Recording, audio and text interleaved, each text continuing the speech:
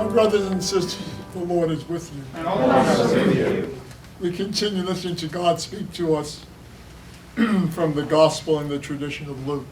Glory to you, Lord. Jesus came on the Sabbath day to eat a meal in the house of one of the leading Pharisees, and they observed him closely.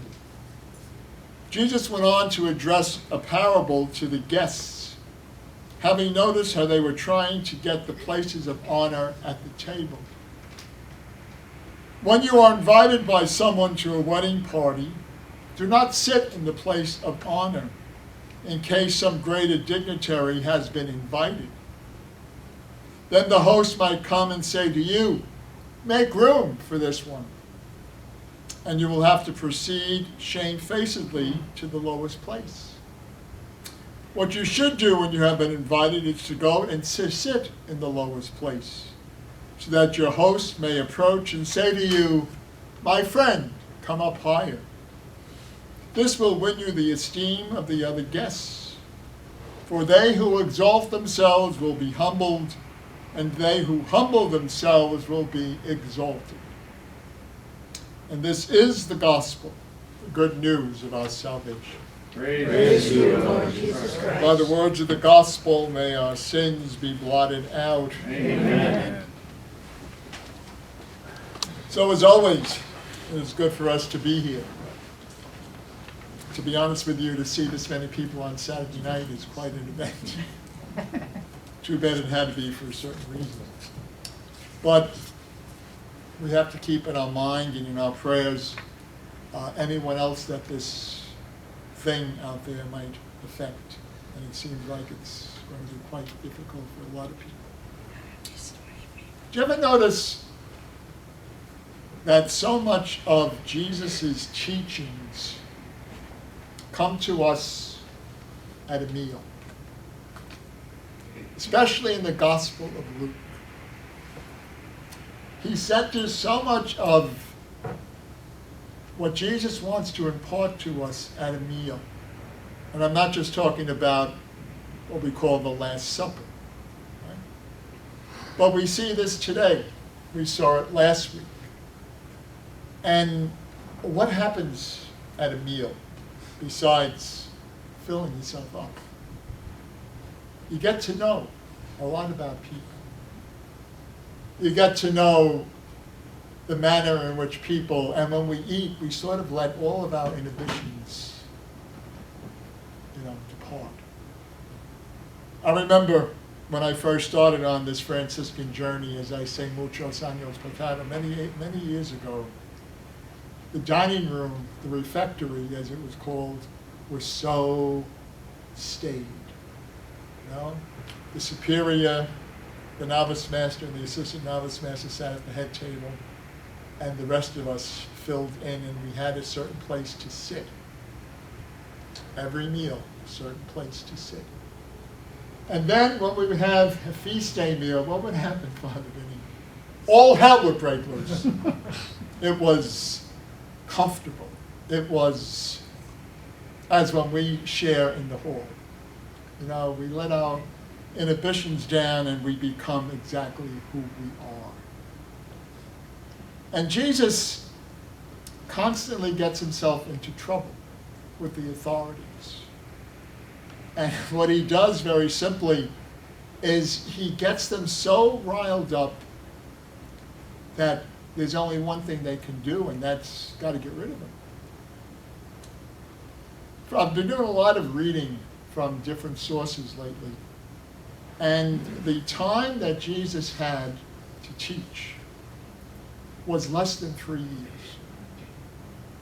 And he traveled probably no more than 100 miles from where he was born. And when we think of that, especially with the current situation throughout the country, the manner in which people of importance, or who think they're important, treat others. Jesus treated everybody the same. He ate with everybody. And that's one of the things that the temple authorities always said. You're eating with sinners and prostitutes? Yeah. This is what this is how Jesus calls us. He calls us as we are. And what he's asking us to do is very simply to walk closer to what he's teaching us. Sharing a meal, sitting down, and taking a place of humility. When we think about the great saints, obviously our Father Francis, who was humble. This coming Wednesday, Tuesday, Thursday, one day this week, we're celebrating the feast day of Mother Teresa, St. Teresa of Calcutta. Humble woman, right? Who, no matter whose company she was in, she was always the same person. What about us? Does it depend on who we're with, the kind of attitude we have, or what our manners are? Or are we pretty constant? That's one of the attributes of God, who is changeless. We're the ones who change. We're the ones who go through different periods in our life. Or maybe at times we feel less loved or more loved, less anxious or more anxious. You know, in every day there's 1,440 seconds. Minutes, I'm sorry. How do we use those 1,440 minutes? Do we hoard them, or do we share them? Do we count the times, the minutes that we're with certain people, and maybe it might cause the hair on our back to go up? And then when we're with certain other people, we sort of relax. This is all part of what it means to be family.